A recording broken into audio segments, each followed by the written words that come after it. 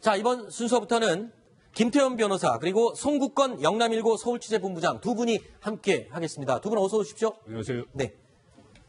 전병헌 청와대 정무수석을 향한 검찰의 칼날이 심상치 않습니다. 현재 전 수석을 둘러싼 의혹들이 꼬리에 꼬리를 물고 있는 상황인데 전병헌 수석은 자신의 의혹에 대해 어떤 입장일까요? 쭉 맥락을 살펴보면 전혀 사실이 아닌 것이 나올 겁니다. 이번 과거 저의 일부 보좌진들의 일탈에 대해서 유감스럽게 생각하고 송구하게 생각합니다. 그러나 분명하게 말씀드리지만 저와는 무관한 일입니다. 그럼에도 불구하고 지금 과거 논두렁식의 상황이 재현되고 있는 것에 대해서 매우 유감스럽게 생각합니다. 제가 현재 위치가 있기 때문에 많이 절제를 하고 있습니다. 자, 그럼 지금부터 전병헌 수석을 둘러싼 의혹에 대해 하나씩 짚어보도록 하겠습니다.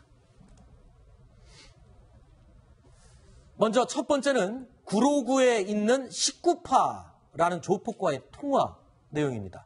조폭과의 수상한 통화 내용을 통해 돈 세탁 정황이 드러났다라고 하는데 고정현 기자, 네, 설명해 주시죠.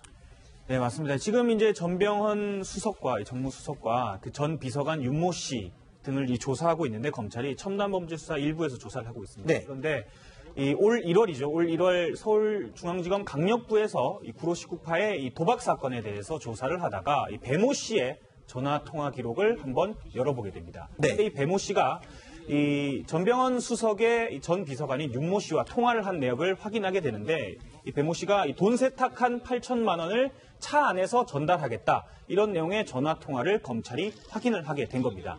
그런데 이 윤모 씨 같은 경우에는 지난 10일 그러니까 지난주 금요일 다른 두 명과 함께 구속이 됐습니다.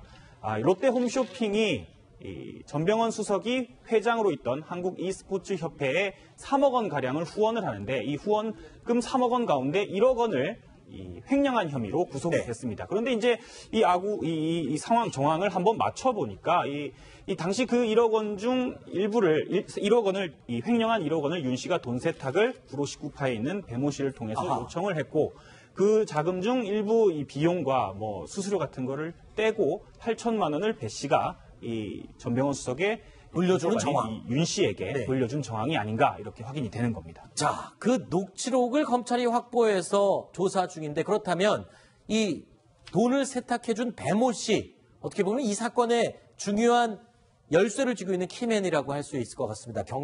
검찰의 조사 결과가 나오면 더 확실해지겠죠. 그런데 두 번째 의혹이 또 있습니다. 두 번째 수상한 내용은요. 수백만 원 어치의 기프트 카드, 한마디로 상품권입니다. 자, 강현구 전 롯데 쇼핑 사장의 이 메모 한 장 그리고 기프트 카드로 진행한 수석과의 롯데 관계성 이게 지금 드러났다. 이게 무슨 말입니까, 송국건?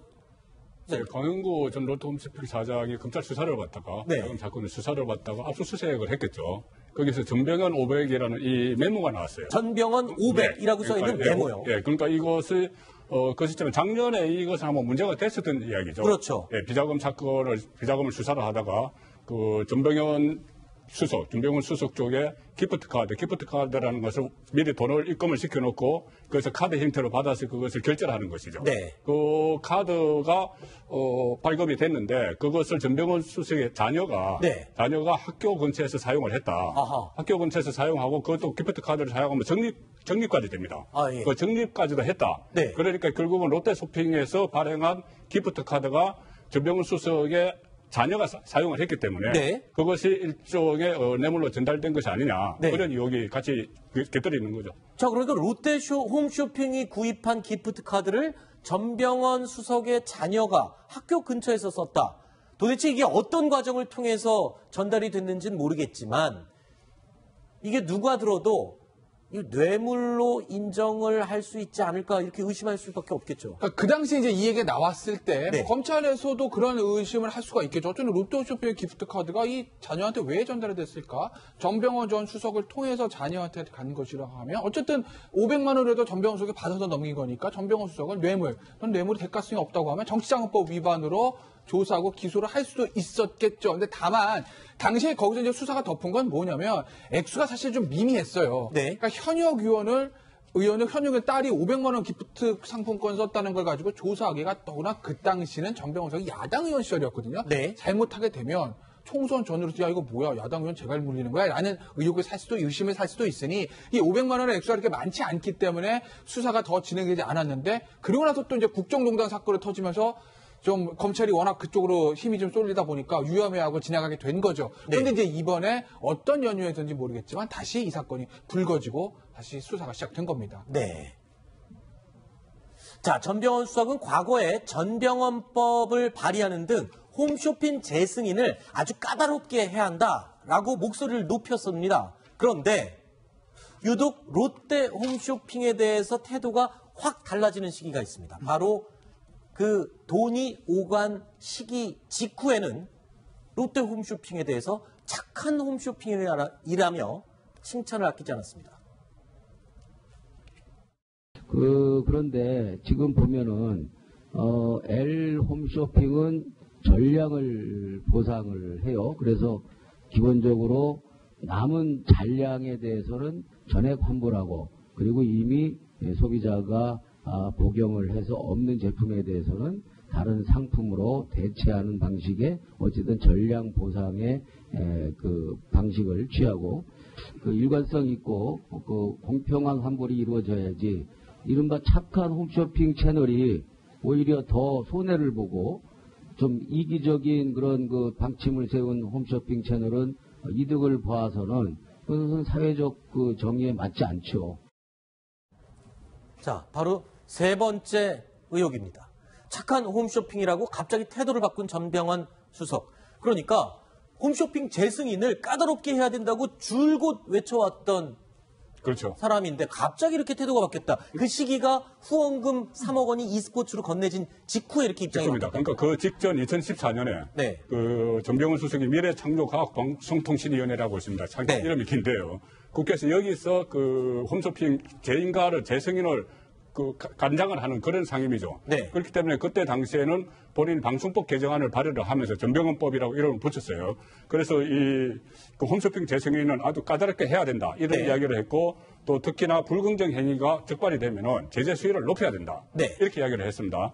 이렇게 이야기했고 그 이후에 2015년에 이게 그러니까는 e스포츠 협회로 3억 원이 들어갔고 그래서 1억 1천만 원이 비서관들이 지금 유용한 걸로 그렇게 돼 있죠. 네. 어쨌든 그 일이 있고 나서 그 다음에 그 직후에는 다시 그때 백수호 사태가 터졌어요. 그랬죠. 백수호 사태 그 건강식품. 그렇죠. 그래서 가짜 백수호 사태. 가짜 백수호 네. 사건. 그래서 다른 홈쇼핑에서는 이것을 전액 환불을 하거나 보상을 하는데 주저주저 하는데 L쇼핑이라고 표현을 했죠. 롯데 홈쇼핑은 이것을 전액 그 보상을 했다. 또 저기 완전 환불을 했다. 그러니까 이거 착한 홈쇼핑이다. 또 이렇게 갑자기 말을 완전히 바꿨죠. 네. 그 롯데 홈쇼핑에 대한 어떤 우호적인 발언이 나왔고 지금 되돌이켜 보면은 결국 그 시점, 그 바로 직전에 그 e스포츠 본인이 명예회장으로 있던 e스포츠 협회에 롯데 홈쇼핑이 3억 원을 그 기부를 했기 때문에 네. 그러니까 인간성이 있지 않나. 아하. 그래서 그런 정황상 그 의심이 되는 거죠. 네. 전병헌 수석은 현재 자신을 향한 모든 의혹을 부인하고 있는 상황입니다. 기자가 이 검찰이 소환하면 응할 거냐라고 질문을 했는데 이에 대해서 쓸데없는 질문하지 말라면서 민감한 반응을 보였습니다. 수석님께 말씀을 드려서 좀 협조를 달라고 하면 나가실 생각이신가요? 그거 쓸데없는 질문이죠. 확실하고 분명하고 현재까지 저와 관련해서 어떤 혐의도 찾지 못했다라는 것이 제가 알고 있는 검찰의 공식적인 입장인 것으로 알고 있습니다. 청와대 내부의 권력 다툼이라는 얘기도 있는데요. 이건 어떻게 생각하십니까? 일단 내가 국회 오후에 오니까 그때 또 얘기합시다. 전병헌 수석은요, 심지어 이 과거 고 노무현 전 대통령의 논두렁식의 사건을 언급하면서 그때처럼 뭔가 억울하다 이런 심정을 밝혔다고요? 그러니까 본인은 이제 그 당시에 이 사건이 일어났던 시점에는 e스포츠 협회에서 명예회장이었을 뿐 직접적으로 관련이 없었다. 그리고 보좌관들의 일탈인데 왜 나한테까지 이렇게 계속해서 추궁을 하느냐라는 걸 좀 뭐 불만스럽게 표현을 하긴 했습니다만은 노무현 전 대통령 때 논두렁식의 상황을 하필이면 저 비유를 하면 좀 지극히 부적절해 보입니다. 그러니까 검찰의 고의적인 망신주기다 뭐 이런 식으로 말하고 싶은 거죠? 그러니까 그때는 사실은 지금 드러나고 있는 게 국정원에서 이거를 고의로 검찰에 정보를 줘서 아직 밝혀지지 않았지만 검찰에 누군가가 이제 언론에 흘렸다 해서 일부러 지금 수사 상황을 유출시켰던 건데 지금은 현재 정무수석 살아있는 권력이지 않습니까? 그래서 네. 일부러 저거를 만들기는 좀 어려울 텐데 본인이 억울하신 거는 억울하시더라도 저 비유는 좀 부적절해 보입니다. 알겠습니다. 다음 이어지는 내용에서는 이 논두렁 시계를 언급한 사람이 또 있습니다. 잠시 후에 알아보도록 하고요. 고정현 기자 이야기는 오늘 여기까지 듣도록 하겠습니다. 오늘 말씀 고맙습니다.